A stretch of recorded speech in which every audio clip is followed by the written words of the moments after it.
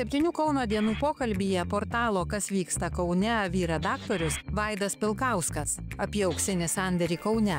Kaip tarybos narys Matijošaitis pardavė buvusį valdišką sklypą prekybos centrui Lidl 7 kartus brangiau.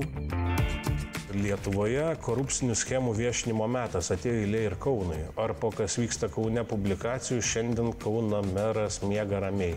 Žemės nuosavybės atkūrimo procesai visada buvo garsiai aptariami, po žurnalistinių tyrimų krisdavo ir nacionalinės žemės tarnybos vadovaujančių pareigūnų galvos.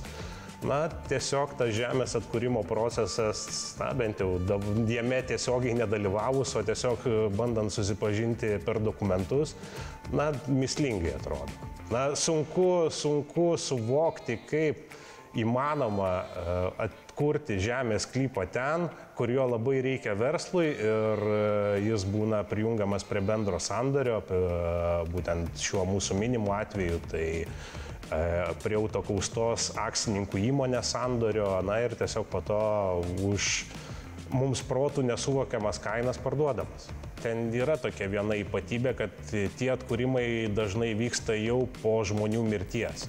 Tai ne man nuostaba sukėlė, o mūsų kalbintam nekilnojamo turto ekspertui, kuris pažiūrėjo, kokie sandoriai vyksta aplink, kiek tokie sklypai kainuoja, tai atrodo, kad tiem žmonėm, kuriem buvo atkurta ta žemė, tikrai ten truputėlį tų pinigėlių pagailėta.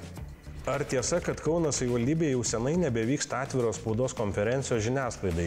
Kaune nebeliko demokratijos klaustukas. Tai dar dabar savo akimis matau tą situaciją, kai Kauno meras, vicemerai, administracijos vadovas sukviečia į kabinetą žurnalistų bendruomenę, ir gerą valandą atsakinėja į įvairiausius klausimus. Tai buvo toksai atvejis Kaune prieš berods 2 ar 3 metus, kai buvo paskelbta apie suplanuotą spaudos konferenciją ir konferencijos dieną, kadangi mes bent jau taip spėjom, pasirodė LRT tyrimų skyriaus informacija apie neskaidres žemės grąžinimo schemas Kaune, atstovas spaudai tiesiog parašė: atsiprašome kolegos, spaudos konferencija yra nukeliama.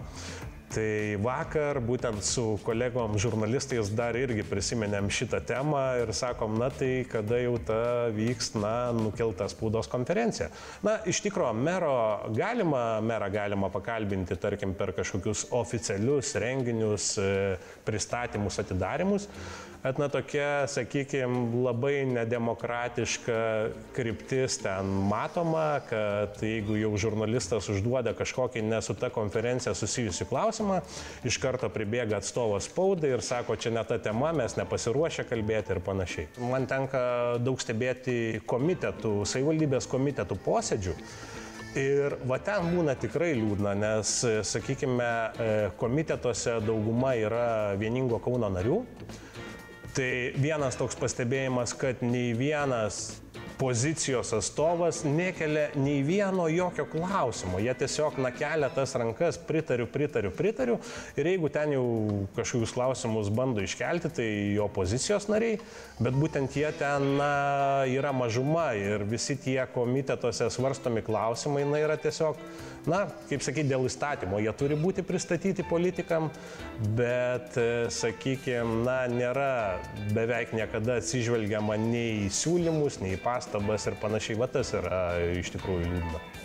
Dar vienas jūsų portalo pastebėjimas, kad savivaldybės puslapyje nebeliko nusipelnusių kauniečių pavardžių. Tiesiog pamatėm internete, kad neliko tų sąrašų. Bet vėliau kilus šiokiam tokiam viešam triukšmui ir mums nusiuntus klausimą į savivaldybės komunikaciją, gavome atsakymą, kad sąrašas šiuo metu yra tvarkomas, jame pastebėta netikslumų.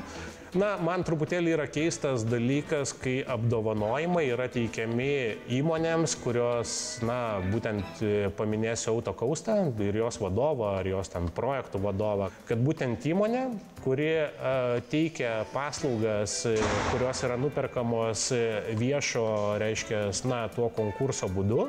Už jų atliktus darbus yra teikiami apdovanojimai. Tai, sakykime, truputėlį gadina tą apdovanojimų tvarką, nes, aš taip įsivaizduoju, kaip mes ir darbe vykdom kažkokią sutartį, tai jos įvertinimas yra perdavimo aktas, kurį pasirašai, kad tu įvykdai sutartį. Tai iš esmės tu įvykdai sutartį, tu atlikai darbus, tu gavai už tai pinigus. Tai, tai yra tiesiog verslo santykiai ir interesai. Nesu girdėjęs, kad bendrovė Autokausta kažką neatlygintinai Kaune atliktų.